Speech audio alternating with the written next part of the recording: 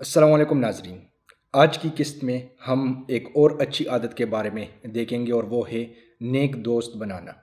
نیک دوست بنانے کی بہت زیادہ اہمیت ہے، اور اسی اہمیت کو واضح کرنے کے لیے ایک روایت میں آتا ہے کہ نبی کریم صلی اللہ علیہ وسلم نے فرمایا،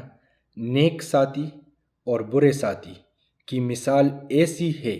جیسے مشک بیچنے والے اور بٹی دونکنے والے کی۔ مشک والا یا تو تجھے یوں ہی تحفے کے طور پر سونگھنے کو دے دے گا، یا تو اس سے خرید لے گا، یا تو اس سے اچھی خوشبو پائے گا، اور بٹی پھونکنے والا یا تو تیرے کپڑے جلائے گا یا تجھے بری بو سونگھنی پڑے گی۔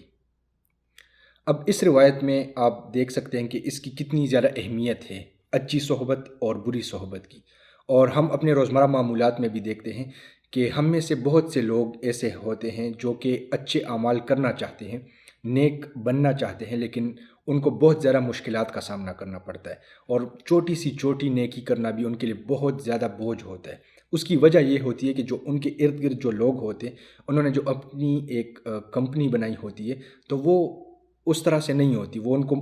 نیک کاموں پہ موٹیویٹ کرنے کی بجائے برے کاموں پر موٹیویٹ کرتی ہے۔ تو جب ہم نیک دوست بنائیں گے،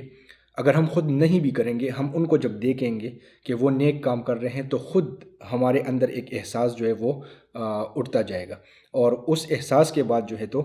عملی جامہ بھی اس کو پہنانے میں تھوڑی ہی دیر لگے گی۔ تو اللہ تعالی ہم سب کو نیک صحبت اپنانے کی توفیق عطا فرمائے۔ السلام علیکم ورحمۃ اللہ وبرکاتہ۔